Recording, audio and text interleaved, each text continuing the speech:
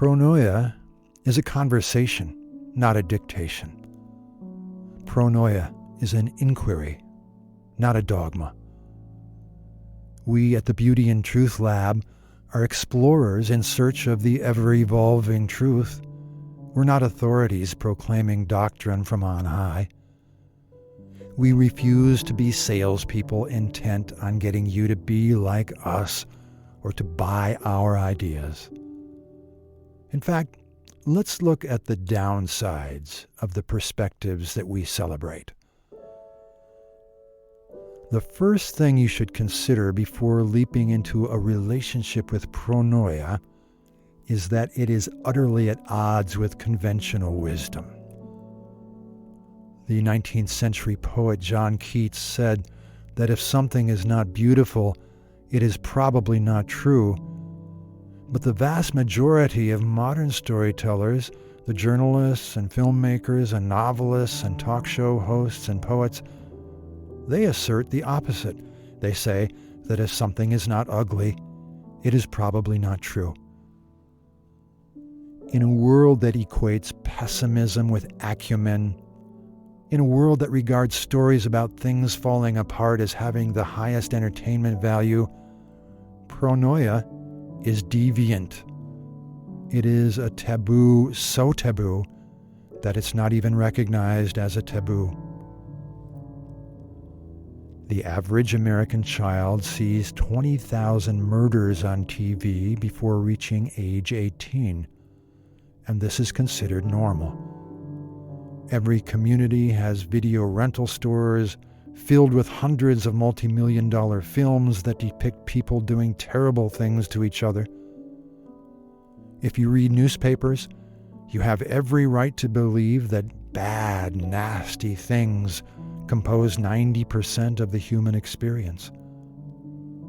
The authors of thousands of books published this year will hope to lure you in through the glamour of murder, addiction, self-hatred, sexual pathology, shame, betrayal, extortion, robbery, cancer, arson, and torture.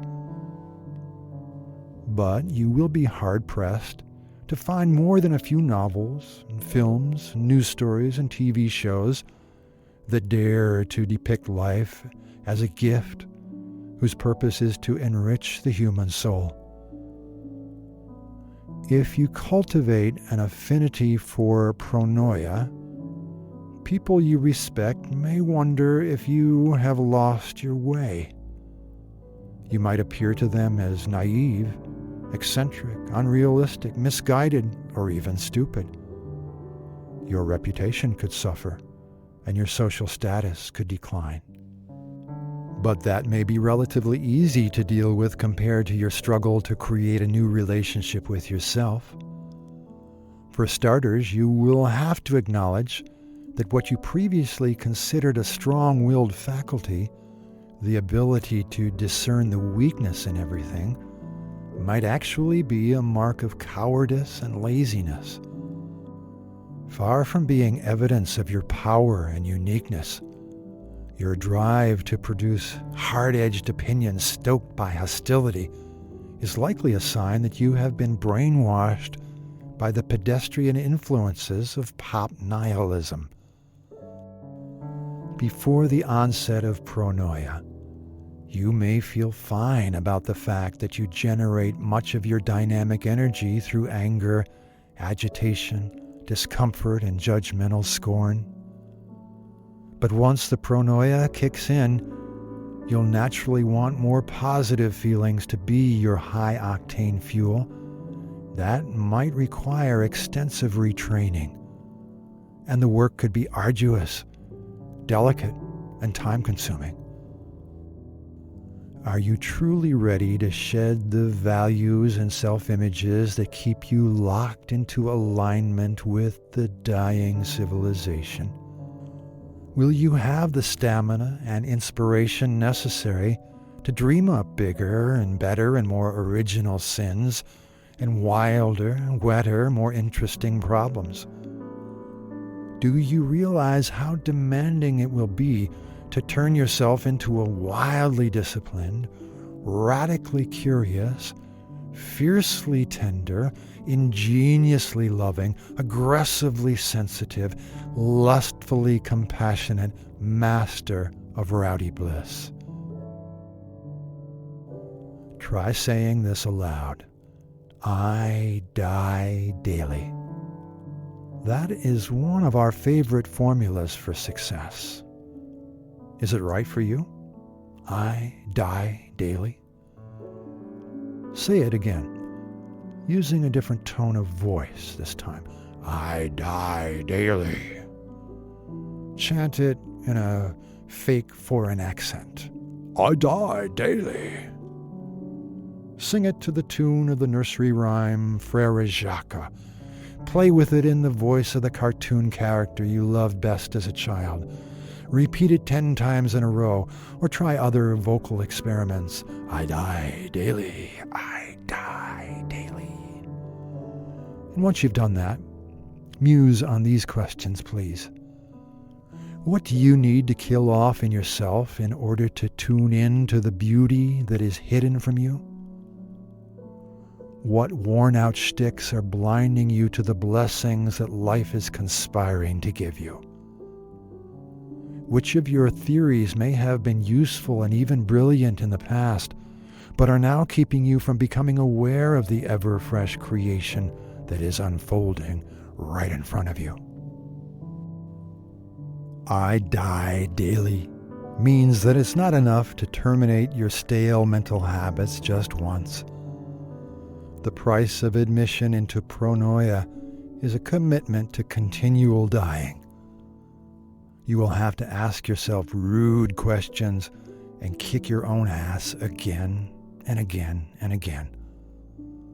Today's versions of beauty and truth and love and goodness and justice and liberation will pass away. They will fade.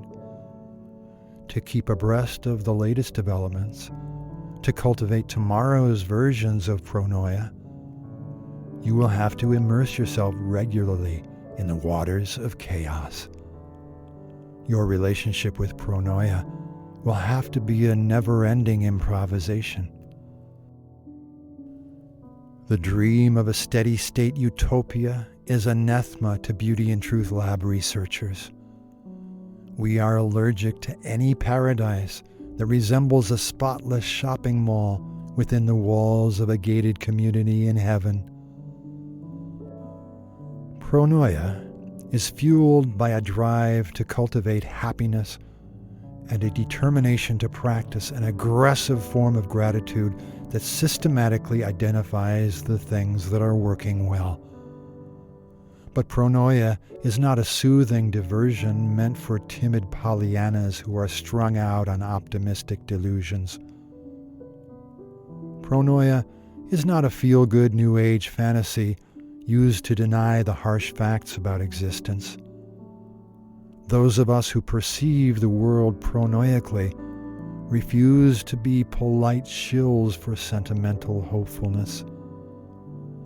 On the contrary, we build our optimism not through a repression of difficulty, but rather a vigorous engagement with difficulty. We understand that the best way to attract blessings is to grapple with the knottiest enigmas. Each fresh puzzle is a potential source of future bliss, an exciting teaching that may usher us to our next breakthrough. Do you want to be a pronoic player? Well, then blend anarchistic rebelliousness with open-hearted exuberance. Root your insurrectionary fervor in expansive joy instead of withering hatred. Enjoy saying no, but don't make no the wellspring of your vitality. Be fueled by the big blood-red yes, the yes that rips against the grain of comfortable ugliness.